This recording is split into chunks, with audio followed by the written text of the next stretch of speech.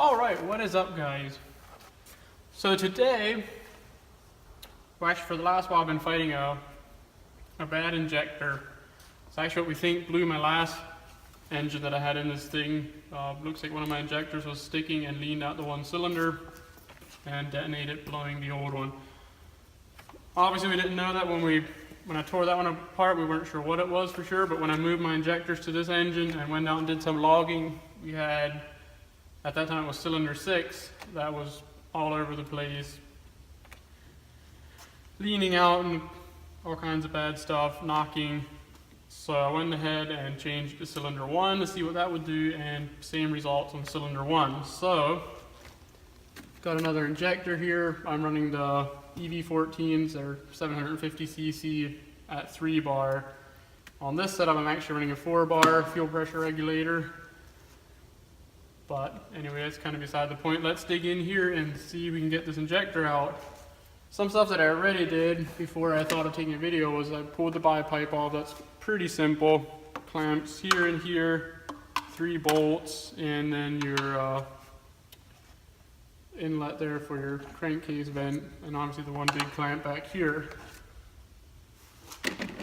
So after that, pretty much all we need to do is a couple of these lines will come out of the way, and then we'll loosen the fuel rail, and I'm just going to flip the fuel rail up to where I can get to this injector.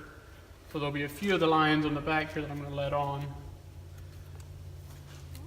Let's see here, got that one loose. There's 2 on the side of the rail here that got to come loose, here and here. Let's see if I can scoot that one off.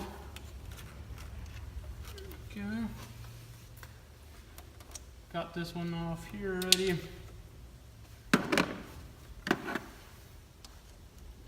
Fuel return line here.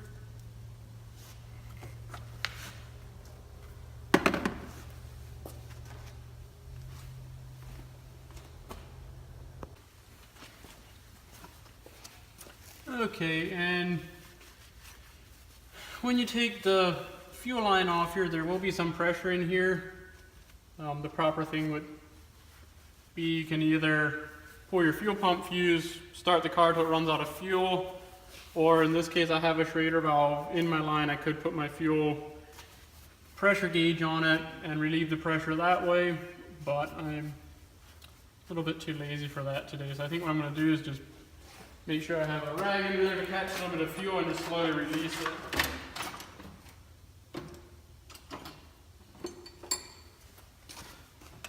See here, it's a 17 and a 15 maybe, and I got the wrong one.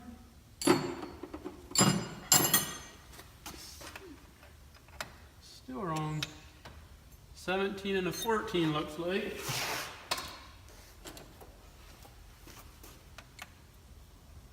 Yep, there we go. Now you do want to watch your eyes when you do this. I actually kind of sometimes like putting a little rag in the way. That way if it does spray, it hopefully doesn't get you right in the eye. Release that. There we go, it starts leaking out a little bit.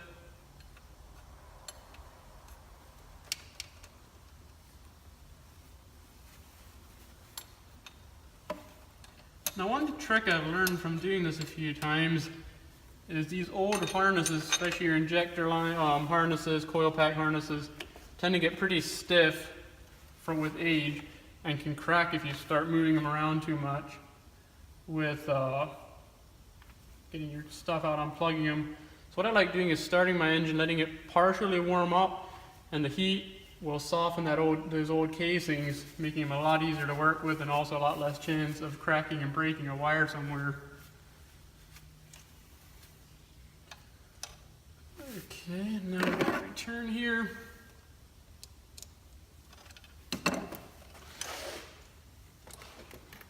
But obviously if you're working with a hot engine and gas, that also isn't the best. So you just want it a little bit warm.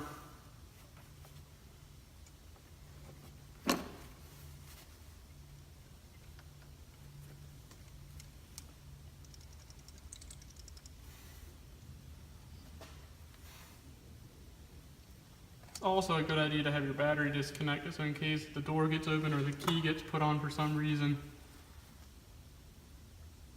that your fuel pump doesn't turn on. And that's one thing I forgot to do before I started, is disconnect it. So I think I'm going to go ahead and do that now.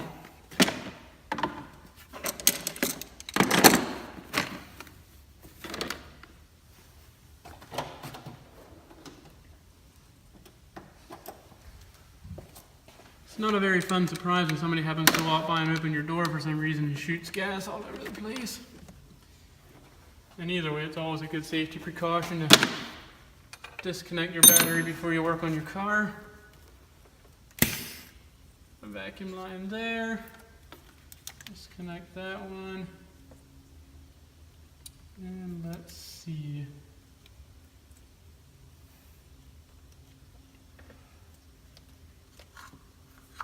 These are especially a little bit more difficult now that I got the adapters from the Bosch injectors. Have I think it's the US car plugs. So they got these little adapters on. So it lengthens the injector, making the harness have to stretch a little bit. So that's another reason why it's nice to have them warmed up.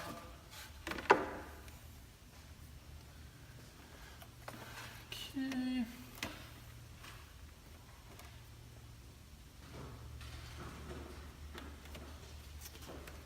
Disconnect this one.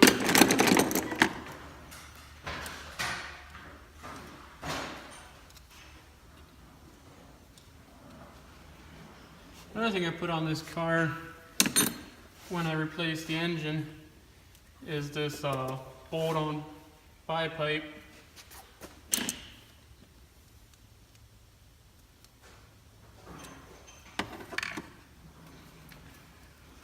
Had a lot of issues with blowing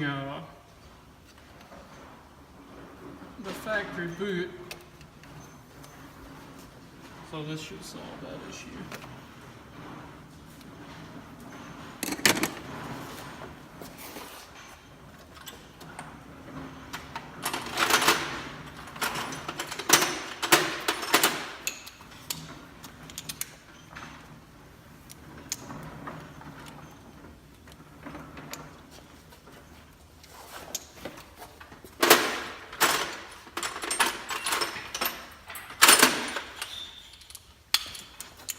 Okay, that's 4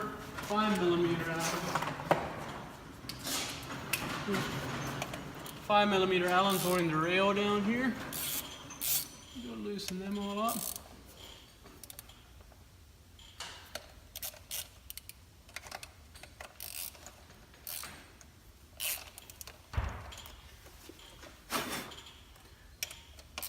Another thing you always want to do before you pull your injectors out is make sure you don't have a bunch of dirt into the little cups where your injectors sit, because when you pull them out, that dirt all fall into the engine.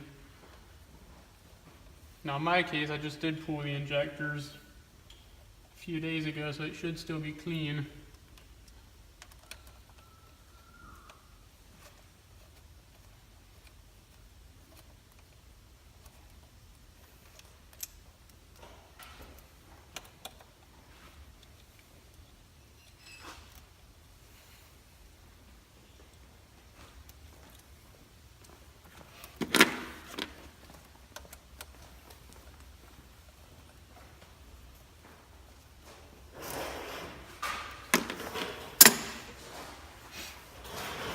Okay, let's see. Oh, one more up here.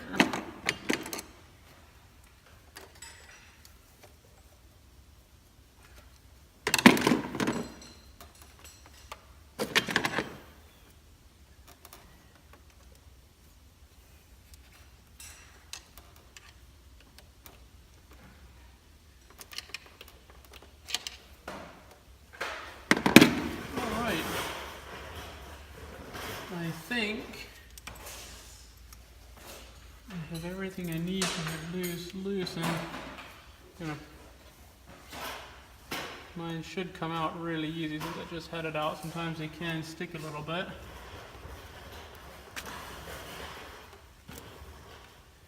I'm going to pull it up a little bit, makes it easier to reach in here and unplug the injectors. So carefully go along here and unplug them all.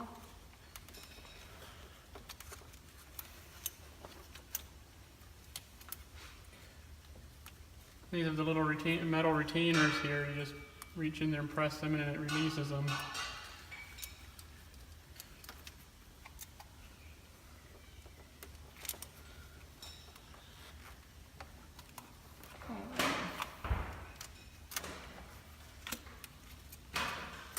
Yeah, that should be everything. I'll just fold it up here.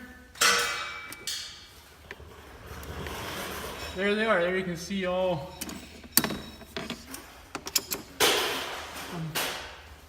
There you can see them. Here's all the injectors. It's this one here that's causing us the issues.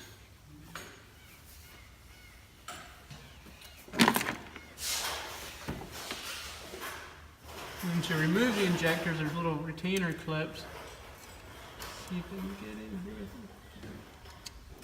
Pop out. There we go. If you can see that clip there. And then, again, the rail should be empty, but I almost like having a little bit of rag in front of it. That way, in case there's, for some strange reason, some fuel in there.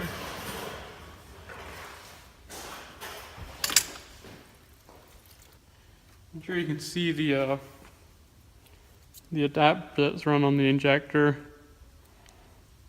Just simply clicks on there and adapts to the Audi harness. And also, if you run the mid-length injector, I think it's the 48mm O-ring to O-ring, you don't need any injector cups or adapters. They fit right into the stock rail.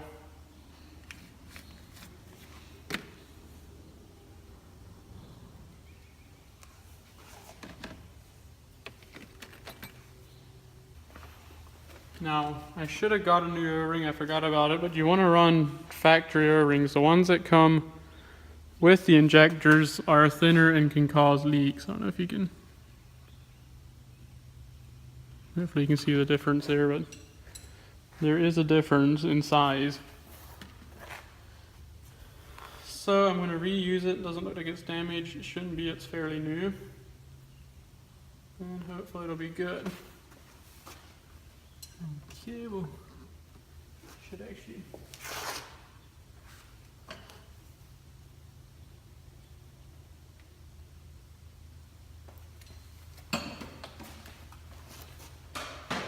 put a little bit of lubricant on the O-ring. It slides in a lot nicer.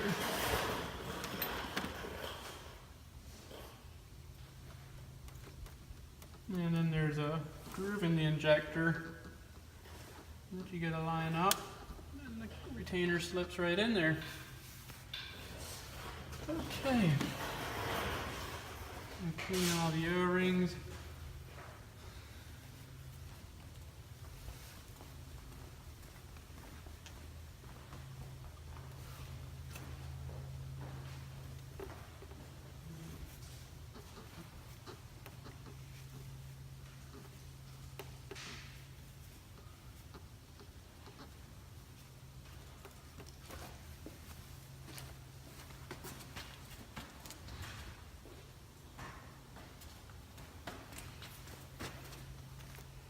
Another thing that I've found works really good is the silicone paste. You put a little bit of that on the O-rings, and they seal a lot better, and also it helps them seal. It's always a good idea to just, you can actually see down through the hole and see your little bit of your valves and stuff. See how much carbon you have on there. In this case, this one's looking really nice and clean now.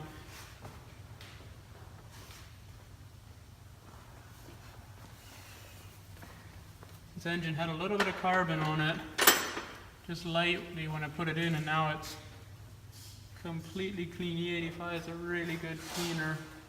Actually, I also did an injector cleaner. If you check out my Instagram, you'll see a video where I'm doing an injector cleaner. I thought there was a possibility of saving this one injector by doing an injector cleaner, and it sure looked like it was cleaning, but it wasn't enough. It still wanted to stick a little bit. I didn't want to take a risk of not worth blowing another engine over a injector. Okay, so again, you want to make sure when you put them in that you don't mess up the tip of your injector. And again, I'm just going to plug all of them in again before I seat it. So once it's seated, they're really tough to get to down there.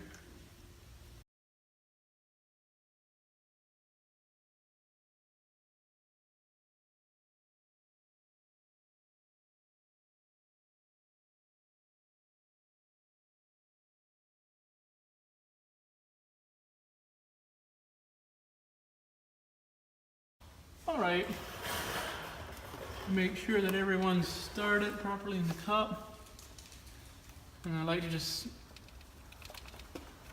vibrate the rail a little, wiggle it a little bit to make sure that they actually seat down in. You can kind of push them up in here, but you want the space divided. Your injector somewhat floats in there. You can move up and down a little bit, and they're a little bit shallow with this, with a stock fuel rail. So you want to make sure you get them set down into the cut right. It actually doesn't hurt to take a little screw and just put a little bit of pressure on to make sure that everyone's, you don't want to push down too hard that you're breaking, but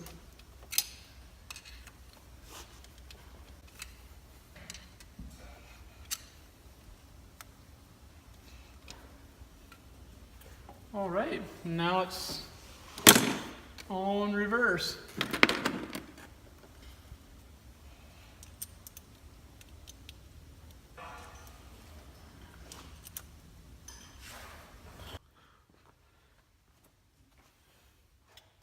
Okay, that pretty much sums it up. Now I'm going to see how if it'll start and run properly.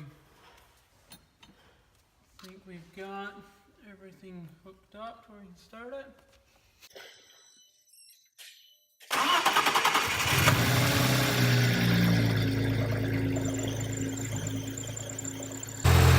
Okay, so we'll button it up and take it out and do some logging, see if we got the issue fixed.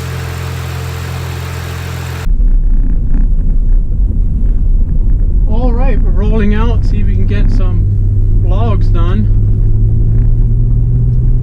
And hopefully the issue will be solved. I'd be really happy to have this thing back and running. I think it's been either end of June, beginning of July maybe, that my other engine blew, and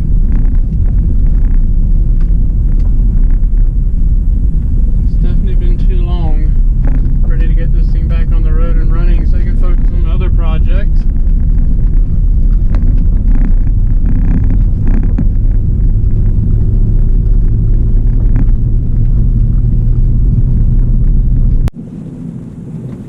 So we'll just drive around a little bit. Let the engine and the oil get up to temp.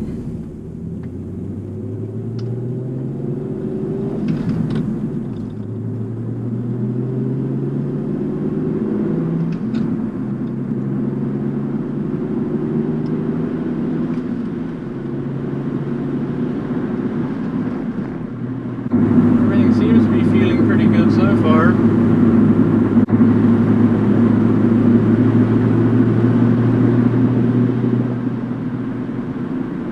Seems to be where it needs to be. But it was really hard to pick up unless you were in full boost and felt the knob. You couldn't really tell that the injector was bad just simply off the AFR because it obviously averages the whole bank.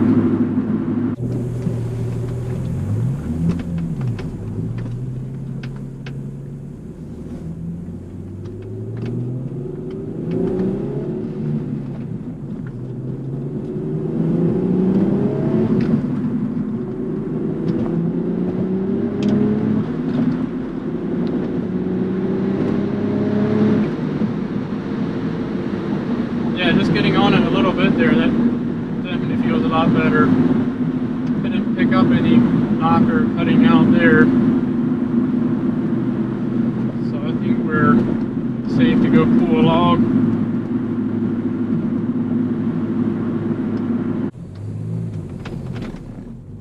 Okay, so we've been driving a little bit, made it to Mexico safely.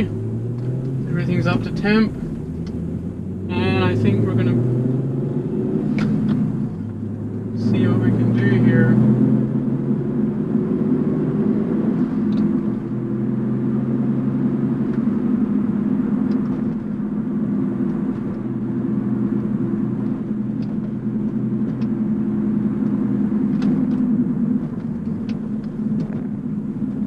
Okay, so what I do is 1500 RPMs to red line.